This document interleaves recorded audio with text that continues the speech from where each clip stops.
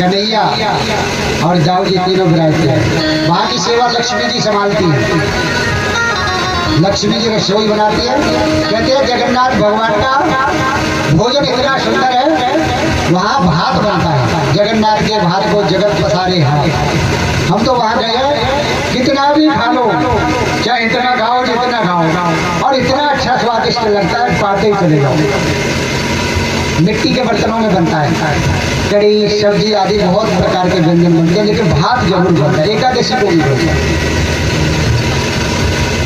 एक दिन लक्ष्मी जी उस नगर में भ्रमण के लिए निकली।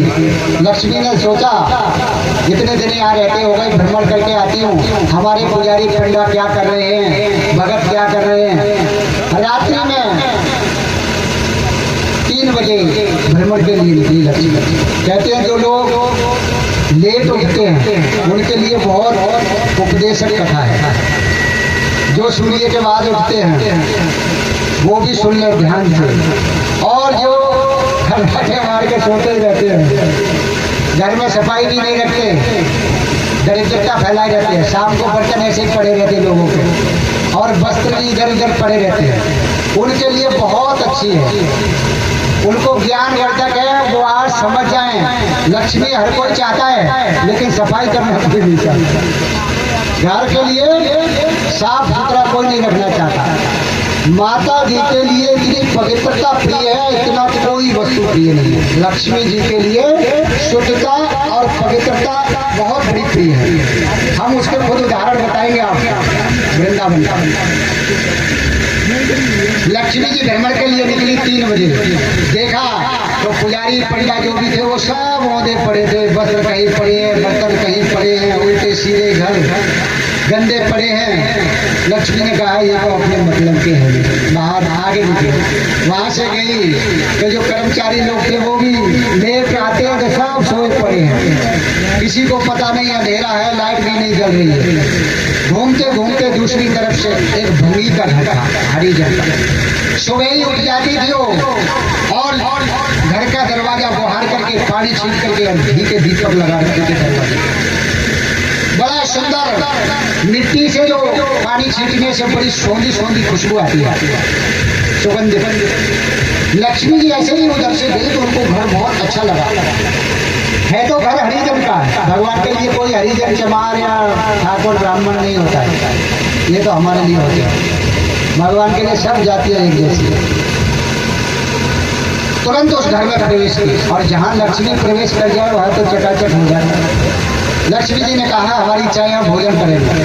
तुरंत वहाँ की जो मैया थी उसने बिठाया, और जैसे ही लक्ष्मी जी बैठी वहाँ सब पात्र सोने को हो गए। तुरंत भगवान का प्रसाद ला करके ग्रहण किया।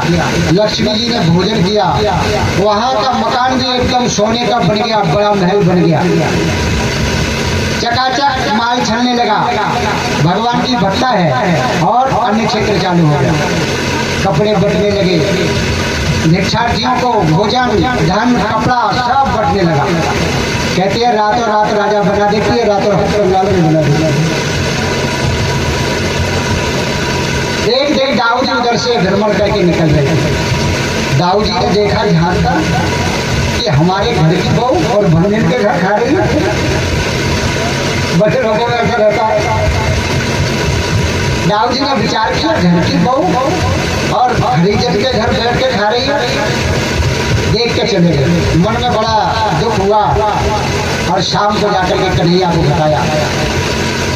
कन्हैया तो लीला करते ही हैं, कन्हैया ने कुछ कहा नहीं। शाम को जाकर के लक्ष्मी ने भोजन बनाया, तो सबके लिए भोग लगाने को रखा।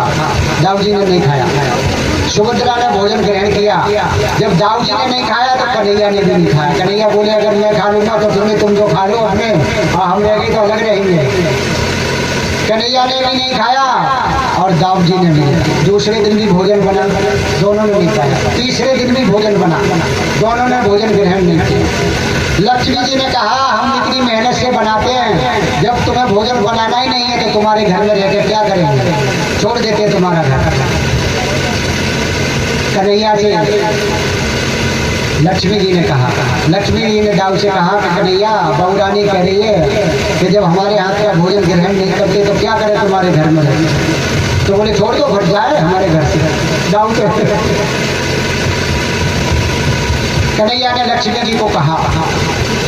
तो लक्ष्मी आज जाने के लिए तैयार हुई। शाम के समान दाऊ जी और कन्हैया सुभद्रा सोने के सिंहासन पर लेटे हुए।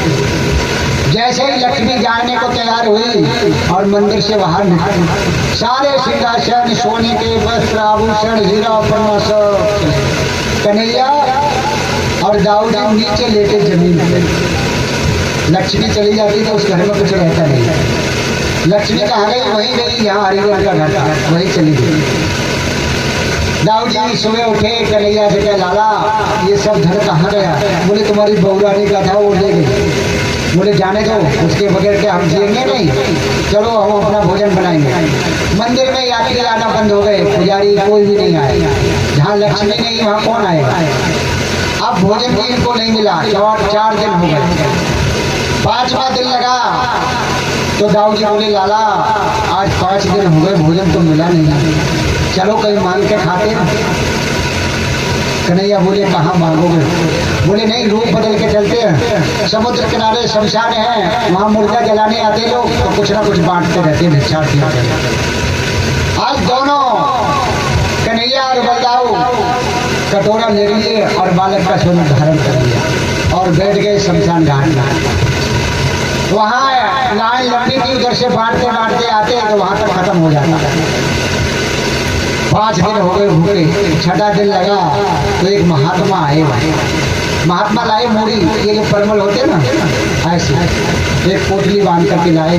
तो ये दोनों बालक बैठे थे, इनके पास ही आकर के महात्मा बैठे। तो उन्होंने कहा परमल खाओगे?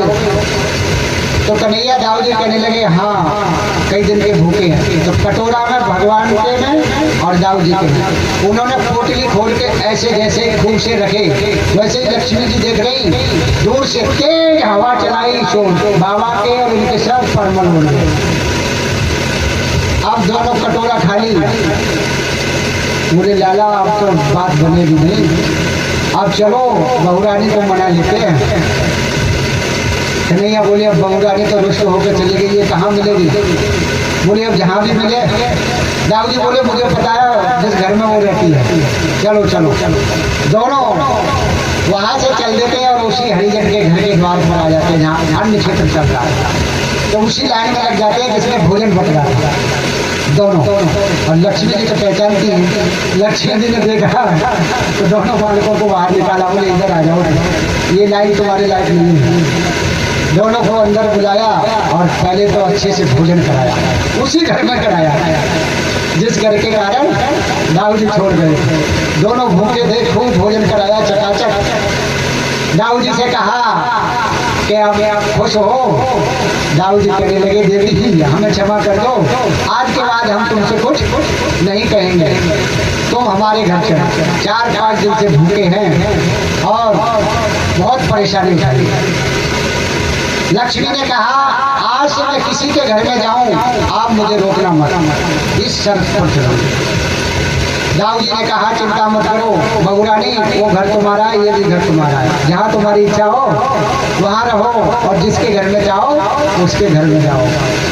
दाऊ और कन्हैया लक्ष्मी को लेकर के दोबारा से मंदिर में आए और चकाचक लक्ष्मी भोजन बनाती और तीनों लोग भोजन पाते हैं। जय जय राधा रमण